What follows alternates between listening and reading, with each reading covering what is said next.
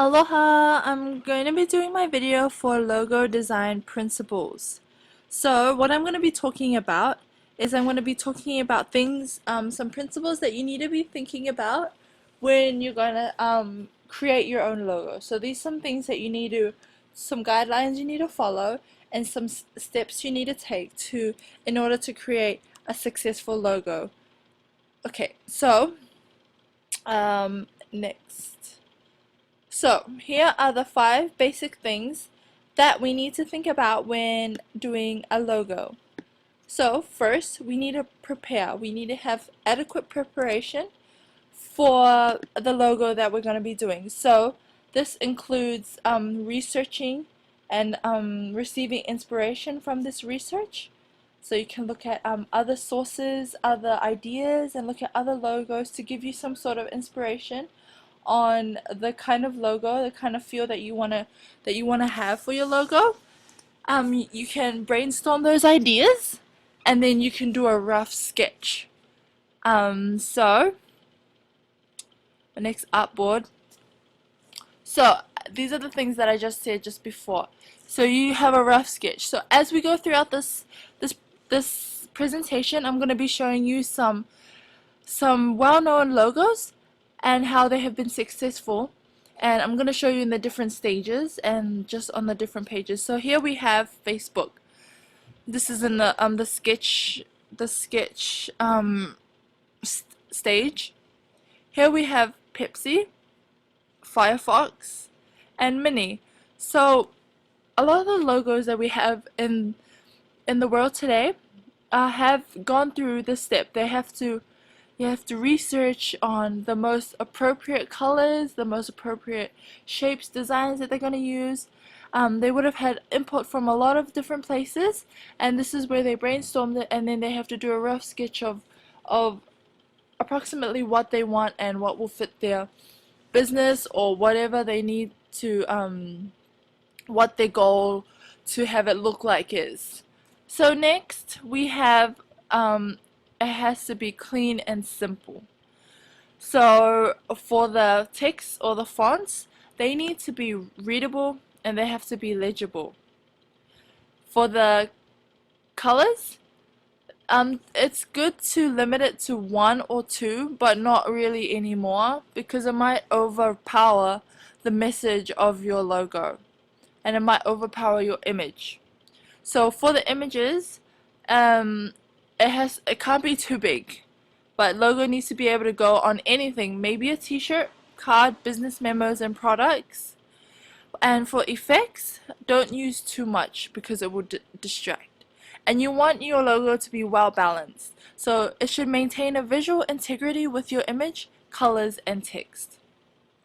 So that's the second thing we need to think of. So firstly, we have to put in preparation work, and secondly, we have to make sure that it's clean and simple.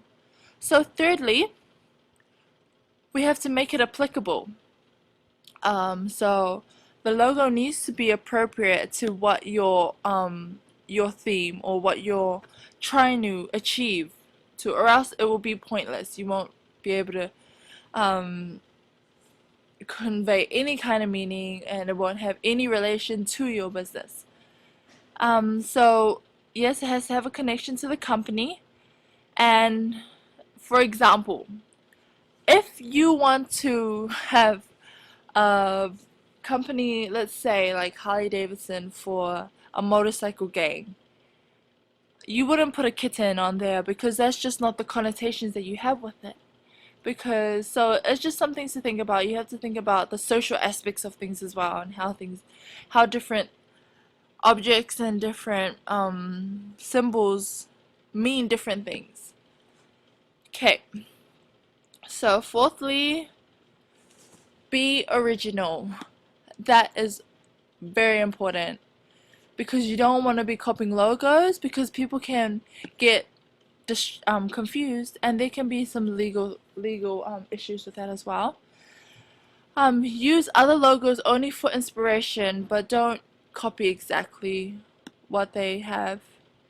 And don't use clip arts, because clip arts are overrated and they make the image look cheap. That's a sad but true. Alright, and we're going to the next slide. 1 second. Alright, now lastly, be creative. Think outside the box. Use innovation as an asset. Be daring, but don't be overbearing. So these are things, take them all into consideration. Prepare well. Make sure it's clean and simple. Make it applicable. Be original. And be creative. And lastly, the quote I wanted to leave with is, imagination is more important than knowledge. This is Albert Einstein, one of the greatest scientists of our time. So I just wanted to reiterate with the logos that I chose.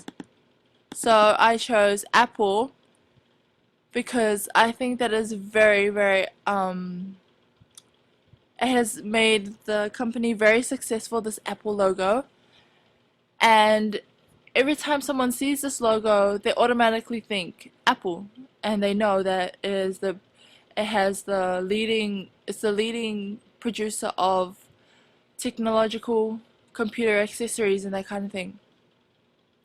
EcoHouse, ecological minded company, they have chosen a little house, but it's a green leaf.